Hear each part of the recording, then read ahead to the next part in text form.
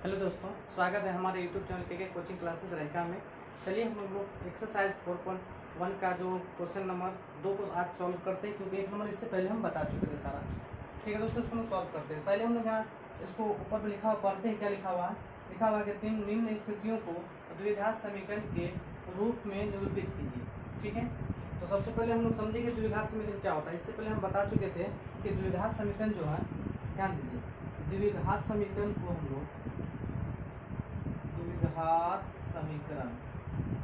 समीकरण को अगर देखा जाए तो इस रूप में इसको लिखा जाता है ए x square plus b x plus का सी बराबर 0। यानी ये हमारा हो गया द्विघात समीकरण। इसको इस रूप में दर्शाना।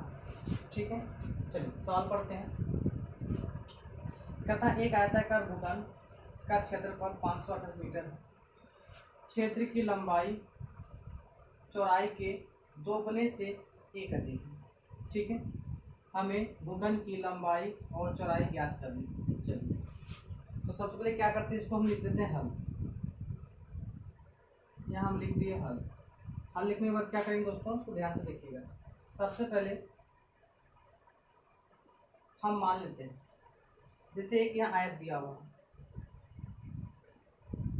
ये लंबाई हो गया, ये चौड़ाई हो गई। ठीक है, हम मान लेते हैं, माना कि आयताकार भूखंड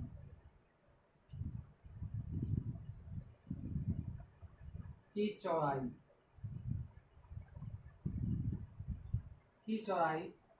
x मीटर है। हम मान लिए आयताकार भूखंड का चौड़ाई को हम लोग मान लिए। यहाँ हम लिख देते हैं b बराबर x मीटर, मान लिए। अब कह रहा है, यहाँ सबसे थोड़ा ध्यान देना दोस्तों, यहाँ पर हम पहले चौड़ाई को क्यों माने, क्योंकि यहाँ क्वेश्चन में ही गिवन है कि लंबाई जो है चौड़ाई के 2 गुने से 1 अधिक है। चौड़ाई के 2 गुने से 1 अधिक है, इसलिए हम पहले चौड़ाई मानेंगे। तो जब चौड़ाई जब मान लिए x मीटर है, तो हम इसको मानेंगे लंबाई। इसलिए लंबाई बराबर, यहाँ हम लंबाई को इस तरह भी लिख सकते हैं, आयताकार भूखंड की लंबाई बराबर, ऐसे लिख सकते हैं। हम तो शॉर्ट में लिख दिए हैं, लंबाई बराबर क्या हो जाएगा। कहता है चौड़ाई का, लिखा हुआ चौड़ाई का 2 गुना।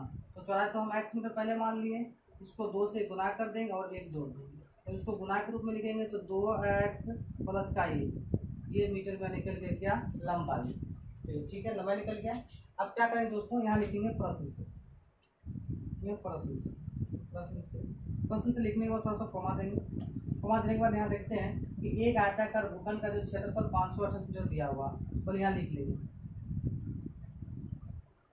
आयताकार भूखंड का क्षेत्रफल 528। ठीक है, तो आयताकार भूखंड का क्षेत्रफल जो दिया हुआ ये 528 मीटर। ठीक है, ये सवाल में ही दिया हुआ है, या सवाल में ही दिया हुआ। अब इसको क्या करते हैं, हम जानते हैं कि आयताकार भूखंड का जो क्षेत्रफल निकालने के लिए इसमें लंबाई और चौड़ाई को गुना कर देते हैं। ये वाला लंबाई और ये वाला चौड़ाई, इसको दोनों को जब गुना कर देंगे तो आयताकार भूखंड का क्षेत्रफल निकल जाएगा। यहाँ लिखेंगे लंबाई गुना चौड़ाई।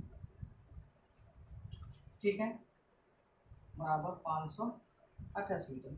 अब लंबाई की जगह हम बैठा देंगे 2x plus 1 metre, 2x plus का 1, इसको ब्रैकेट बंद कर दिए, और चौड़ाई की जगह बैठा देंगे x मीटर गुना x मीटर, तो लिख देंगे बराबर 528।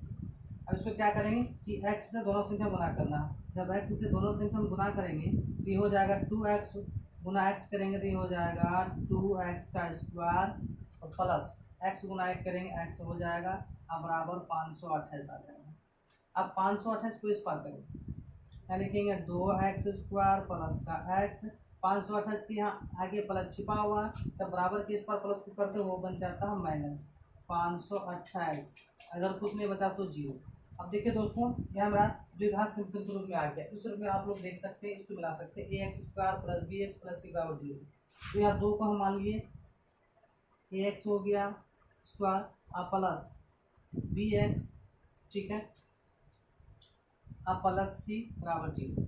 अब देखिए दोस्तों, कोई को सोचता होगा सर यहाँ तो प्लस आ गया आपका माइनस कैसे आ गया, तो यहाँ प्लस में दोनों आ सकते हैं, उससे कोई दिक्कत नहीं है, ठीक है। लेकिन यहाँ एक्स पर ध्यान देना है, पावर 2 आना चाहिए, उसी को हम लोग द्विघात समीकरण बोल सकते हैं। अगर यहाँ 2 के अलावा 3 आ जाए, 4 आ जाए, तो त्रिघात चतुर्थ घात बन जाता है, ठीक है दोस्तों।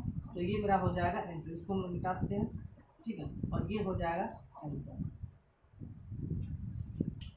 थैंक यू दोस्तों। इसके बाद हम जो अगला वीडियो जो बनाएंगे क्वेश्चन नंबर उसमें 3 सॉल्व करेंगे। Thank you.